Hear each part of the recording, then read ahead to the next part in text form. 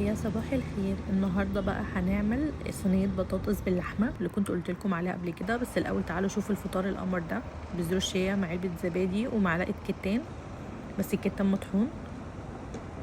المهم نقلبهم كويس قوي مع بعض ونبدا ناكلهم.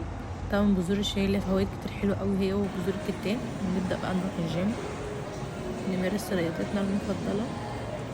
طبعا لازم بعد ما نخلص الجيم اروح الماركت بقى اشوف ايه اللي احنا هنعمله: لحمه مصري وبرتقال مصري وجوافة مصري.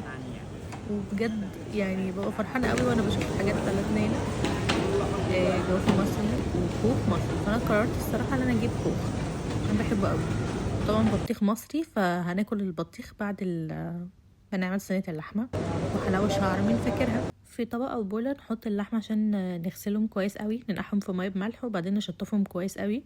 المهم اللحمة بتبقى ملبسة في الصينية بتبقى تحفة قوي. نبدأ بقى نحط الكبة بتاعتنا الأمورة ونحط فيها بصل كويس قوي، وبعدين نحط فلفل.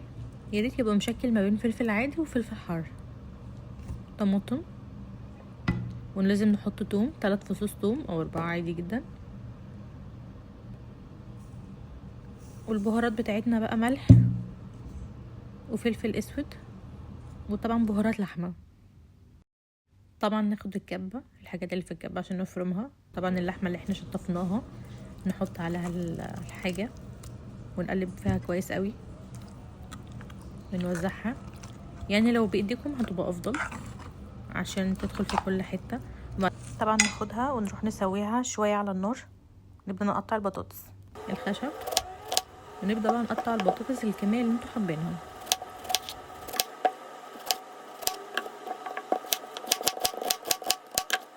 طبعا نجيب بصلايه بالشكل ده ونقطعها طرنشات بالشكل ده عشان نحطها في الصينيه. نقطع كميه الفلفل اللي انتوا حابينها اللي انتوا هتحطوها في الصينيه، ممكن يبقى حار بارد ملون اللي انتوا تحبوه. انا ضفت نص قرنه حامي شويه عشان الحر بيدي نكهه حلوه قوي.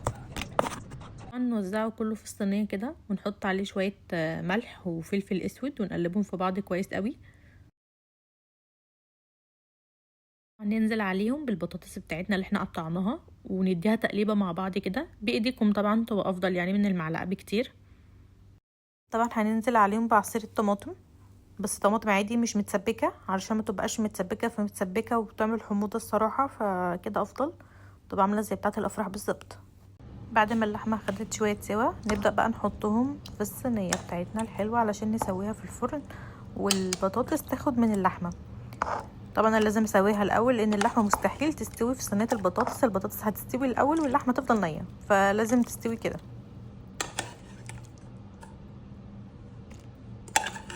طبعا هناخد الصينيه عشان نسويها ونحطها في الفرن ونقول لها سلامات سلامات. يلا بينا نعمل رز حبه وحبه، الرز بتاع اهالينا زمان. طبعا هو محتاج رز مصري مش رز بسمتي خالص، يعني مصري عادي جدا. نحط نص كميه في الزيت ونحمر كويس قوي لحد ما يبقى يوصل للون كده، وبعدين كده ونبدا نحط الرز بتاعنا الملح وشويه ميه. عايروا الميه كويس قوي وده هيبقى شكله بعد السوا. ايه رايكم في الاكل؟ تحفه. صينيه البطاطس طالعه تحفه وطعمها تحفه. خدت من صوص اللحمه والرز ده حبه وحبه، يعني اكله مصريه قوي قوي. يعني شايفين الحلاوه والعظمه؟ شايفين الصينيه من فوق واخده وش حلو قوي وخفيفه جدا. نبدا بقى نغرف لنفسنا. متحمسه ادوقها. هي الصراحة يعني جميلة، وانا كنت عايزة اخد بصل وصوص بس هي مصممة البطاطسية تبقى معايا يعني. تمام. ناخد بقى حتة لحمة. بصوا شايفين واخدة وش ازاي؟ بعد ما خلصنا خالص نبدأ بقى ندخل في البطيخ. كان ساعة قوي البطيخ المصري اللي كلمتكم عنه. نسيت اقول لكم ان انا كنت رايحه اجيب زبادي عشان افطر بيه مع بذور الشيا اللي كلمتكم عنه. فطبعا لما بشوف صوره البقره دي انا يعني بخاف بجد، يعني بخاف. مش عارفه ده تلميح تلقيح مش فاهمه.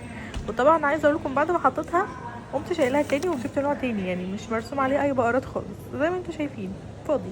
طبعا انا جبت جوز هند اجربه معاكم واشوفكم في فيديو تاني. متنسوش الشير والاشتراك. باي.